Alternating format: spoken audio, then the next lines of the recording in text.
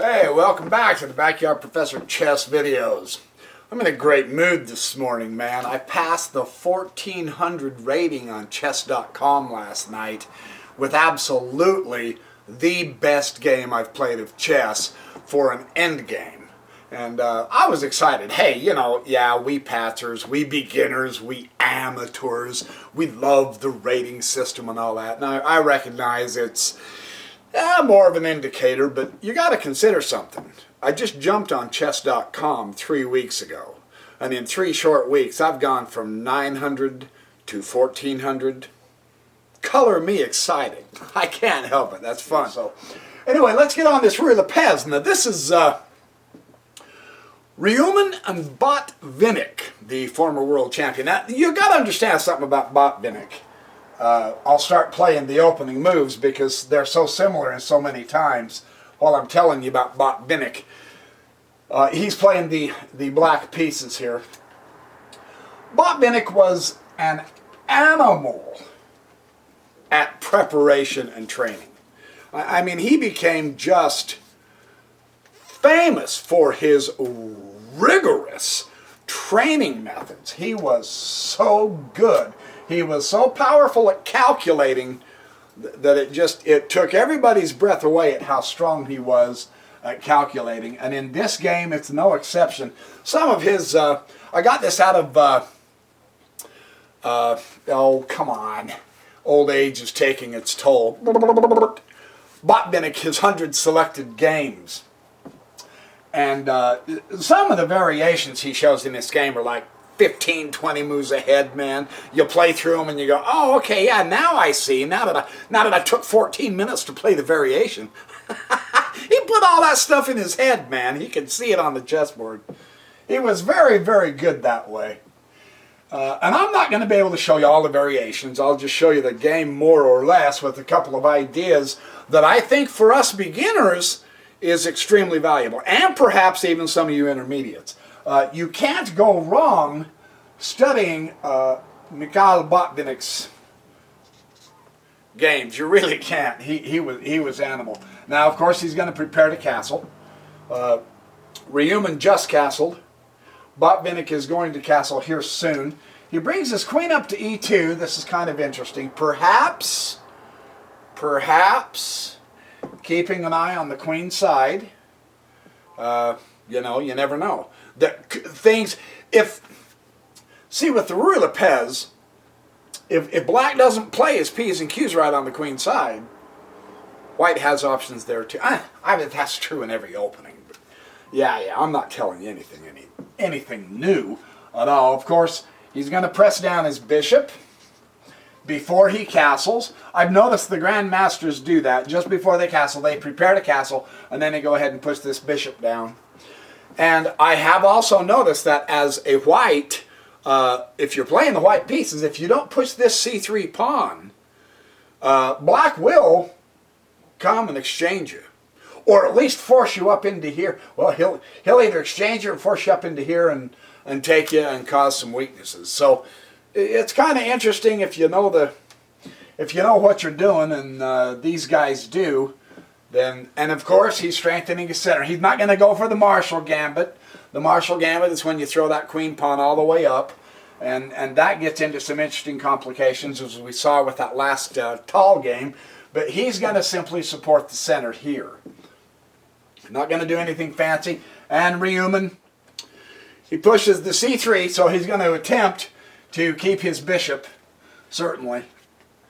You can't blame him, because in the Ruy, that white squared bishop can be tough, truly. So Botvinnik is castled, and of course the d4 pawn straight up the center, challenging the center. This is usually done more or less. Now, perhaps black's most aggressive move in the Ruy Lopez when it's opening this way, if you don't do the Marshall Gambit, and there's various other varieties and flavors of openings with this thing, just like any opening. But the most aggressive, the most ambitious, is when they bring the bishop to g4. Botvinnik is announcing, I'm going to play it tough. I'm not going to be passive. I'm here for a battle, and I'm going to fight. Well, instead of putting the rook on e1, he brings it over here to d1. Now this will still allow the typical Ruy Lopez knight maneuvers up into the king side if white so desires. Normally we have it here, he puts it here. So this will be a new type of Ruy Lopez. Botvinnik takes the pawn, and Ruy retakes the pawn. Now this leaves two really good central pawns to tag team their way up into the center if he so desires. So this is a, you can see it's a rigorous game. It's going to become rigorous simply because of the way these guys are playing. Neither one of them are given an inch. Neither one of them are playing passive defensive moves either. Botvinnik is continuing to just drill that center. Rather than, say, do a developing move, Botvinnik, rather than putting the rook over here on the c, and this is a common theme in the Ruy for black also, is put the pawn on the queen, move your knight over here, and bring this pawn up and start a queenside operation. But rather than allow white to put his forces together through the center and on the king side, Botvinnik is taking the fight to him through the center. This is aggressive. This makes for fun chess. Now, Ruy does something very interesting. Ruy goes ahead and presses the pawn anyway. And he says, what I'm going to do is I'm going to continue taking the fight to you on your king side, and I'm going to try to attempt to get rid of that defender of the king side. That's one of the most important defenders, that f6 knight, because of course it guards h7. From f8, if you can get a knight on f8, it also guards h7. But usually when the king side attacks, these are the targets, these are the weaknesses. As you induce black to start pushing king side pawns, you can create weaknesses and attack those weaknesses. So Ruy is taking it right back at Botvinnik also. Ha! My telephone message was from a video buddy of mine I play video games with. May the 4th be with you. I guess this date, May the 4th, is really a big thing across our country. So may the 4th be with you all too. Crazy people. We're crazy, I tell you. Well, Botvinnik, now, he has a couple choices. He's brought the bishop up to here to g4.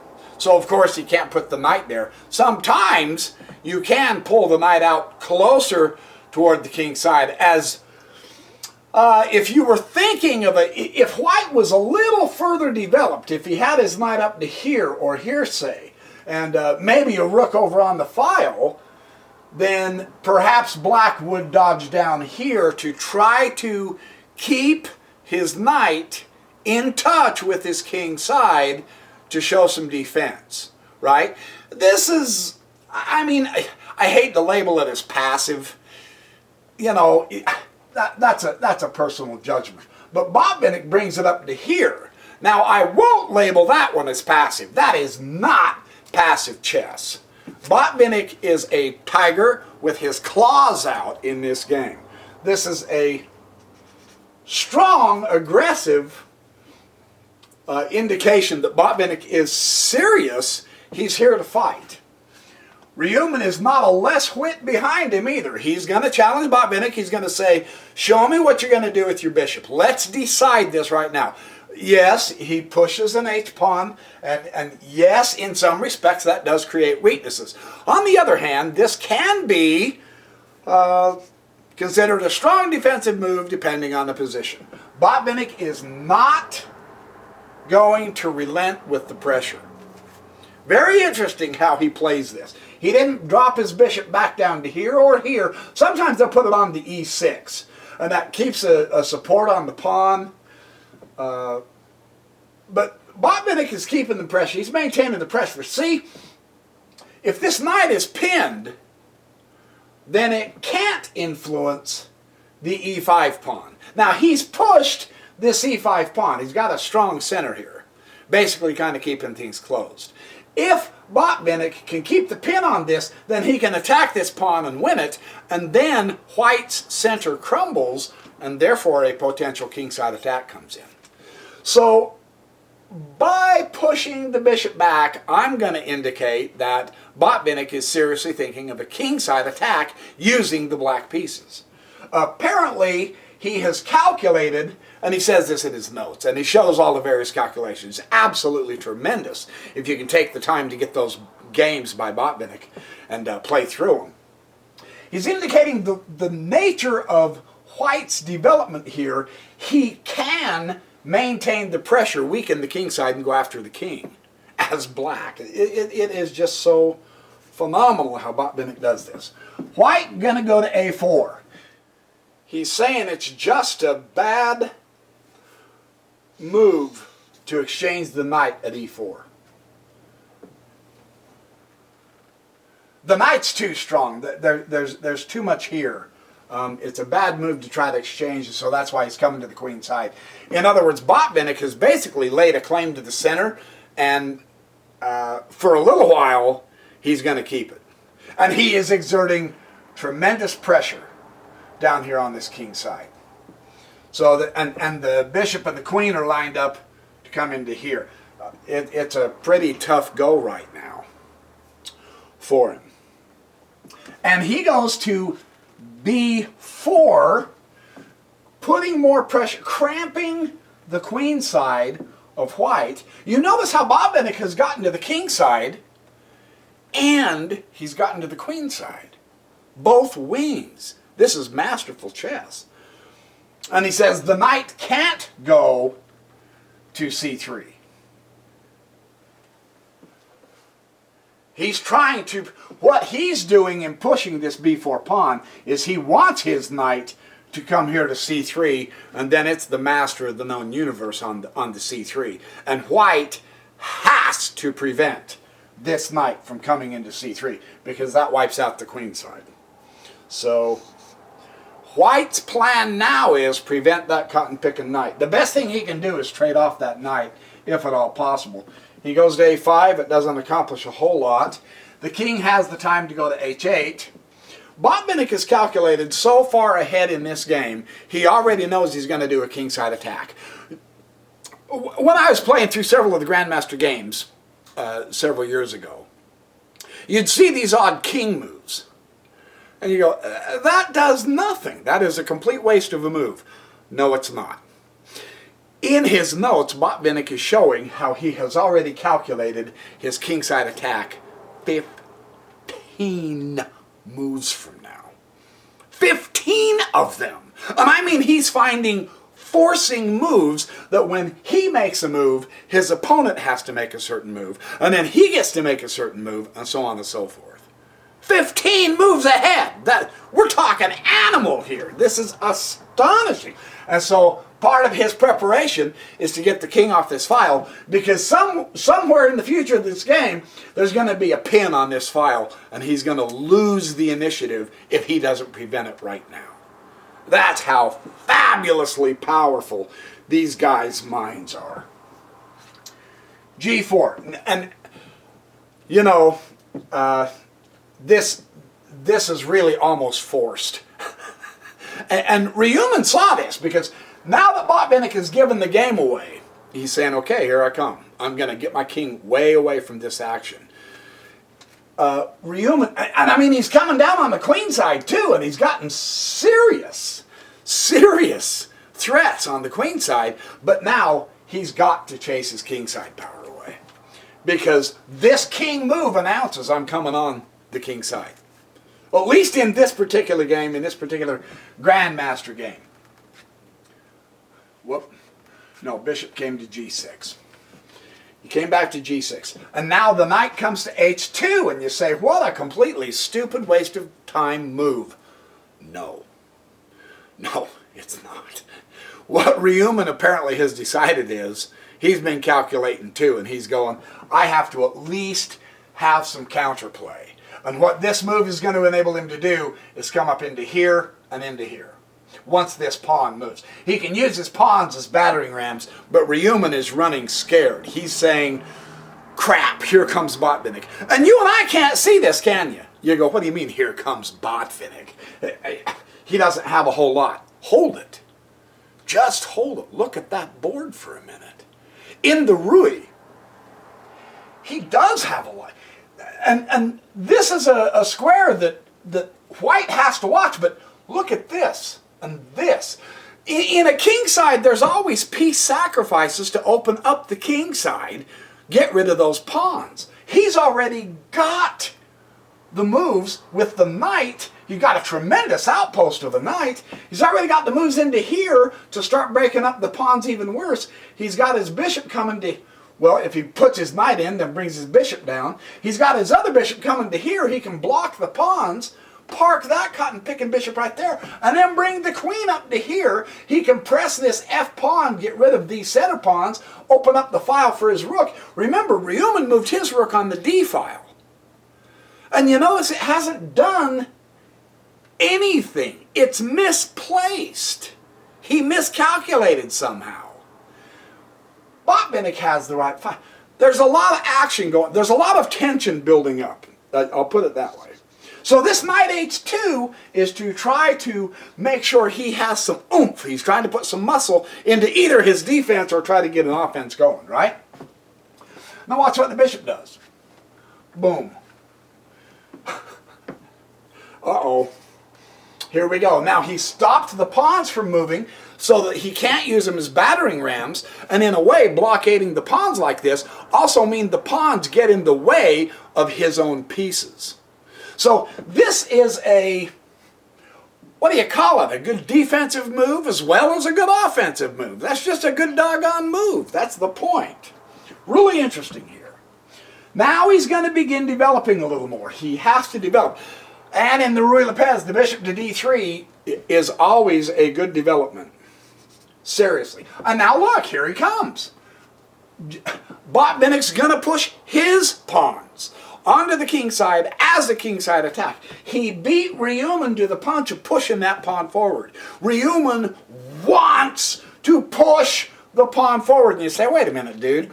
Hold it. Doesn't that go against all the strategy? Aren't you supposed to protect your king? On a kingside attack like this, if the center is closed, which it basically is, unfortunately, for Ryuman, Botvinnik has a fabulous knight right there.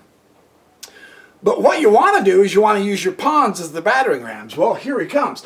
Botvinnik is just simply a step ahead all the way through this thing. Very excellent. Now, Ryuman, boom, pawn f4, pat here, and stopping his forward progress, rather than threatening the knight, right? So this is how it works. Well, bishop comes to g3 now. Ouch. Here we go. The attack is on. Ryuman continues to press the pawn. He's trying to make it confusing and hard for Botvinnik to have the space to manipulate and coordinate his pieces so that he doesn't have a coordinated kingside attack. That's what Ryuman's trying to do here with his king pawns. In a way, this is good defense because it's keeping the coordinated attack off guard and he can't get to the king, right? This is the theory he has. Botvinnik just presses the h6. He says, I'm going to open up the file so that I can get to you. G takes h6. He's virtually forced to that. And now G takes h6. Here is the point, astonishing.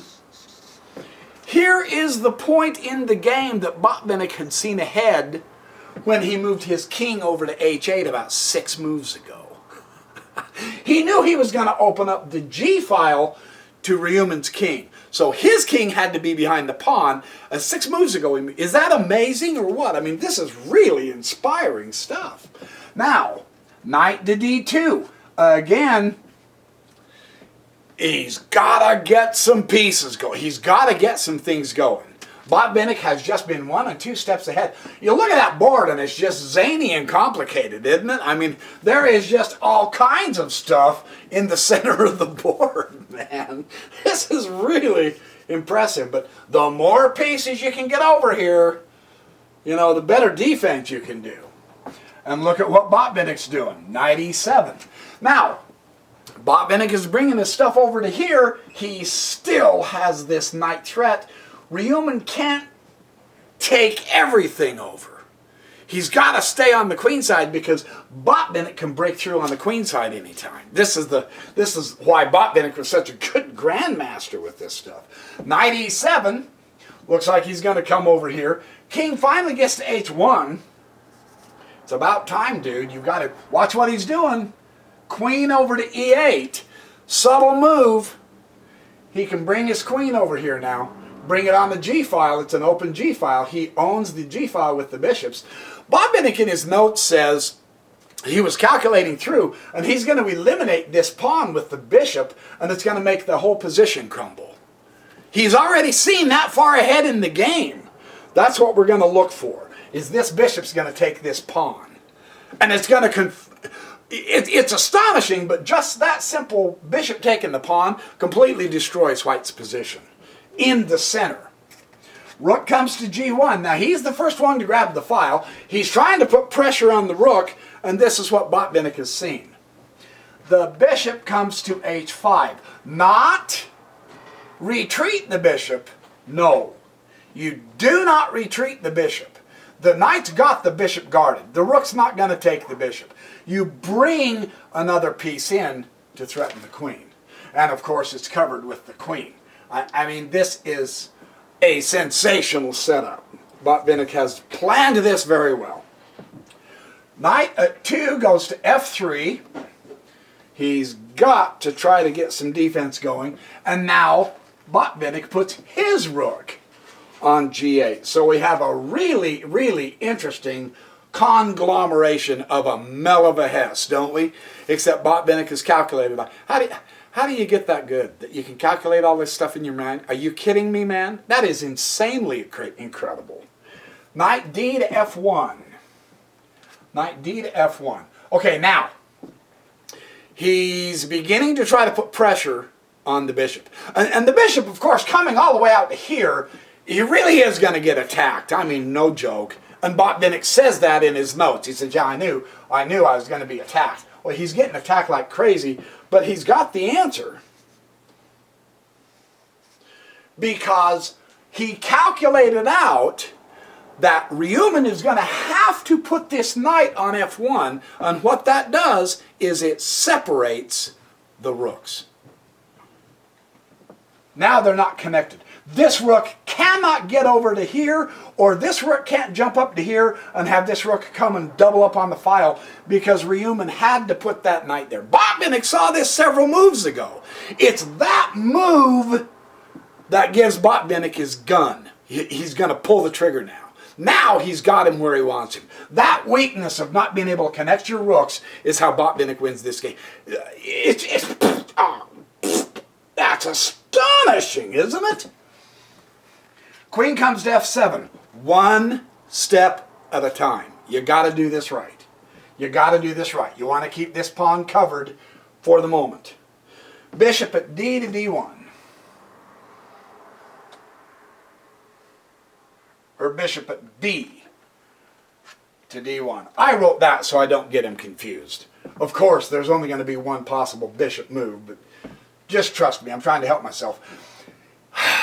He's trying to give his queen some power and support because this bishop's up here pinning this knight. And he's in trouble. He's in trouble. And now Botvinnik is going to pick up the pressure. Notice, he's in a kingside attack. And he's not going to pull the trigger until every single piece is involved in this. Every piece. You don't leave part of your army out in a kingside attack. That's a no-no. See, now, the bishops are separated. And it's true, he grabs a file, but it's the wrong one. It doesn't help him. The c6 pawn, of course, is a weakness, and that's why he grabbed the c file, because that is such a weakness. If he can break through the queen side, maybe he can come this way to get to him, right? So Botvinnik just eliminates the weakness. The knight's got it covered, and there's no problem. That file is completely useless. It doesn't do a thing for him. Rook comes up to c2. Defensive move because it covers the queen this direction. If the queen has to come over here and defend the king, he's got a rook back up, he's got a bishop back up here, he's got a knight back up. It's real interesting how they're working this. And now, of course, rook a to g8. Now, Botvinnik is completely prepared for this essentially powerful kingside attack. It gets real good here. Rook g2, see, he can't double up his rooks because of the knight on f1. You know, he doesn't quite have it. And now bishop takes f4. Now Botvinnik systematically destroys his position. And he saw that moves ago, like I was saying, bishop f4. So queen is going to come over here to take a6. He's trying to get the weaknesses on the queen side and see if he can get the queen side to crumble. He's going to have to lose the exchange to do this, but if he can get that queen side to crumble, he's got a pass pawn here. Maybe he can push it up. That's his only hope, because Botvinnik has the king side completely covered, right? Well, Botvinnik, unfortunately, is a move ahead. Rook takes g2, of course. That's his power move down the file, challenging the file and taking over the file. Now, rook takes g2 here. That's why he busted up the... He couldn't get a double file this way, so he got a double file that way. But it still doesn't do him enough good, because now the rook takes g2. You can see the attack is on, and Botvinnik has beat him to the king side, and Ryumin is just a day late and $1 short on the queen side. King takes the g2. So the rooks have been removed off the board. And that helps Botvinnik in this kind of a situation. Queen comes up, check, to the king. King has to go to h1. Now the details of this are real interesting. Bishop takes the e3 bishop, right? One of the powerful defenders.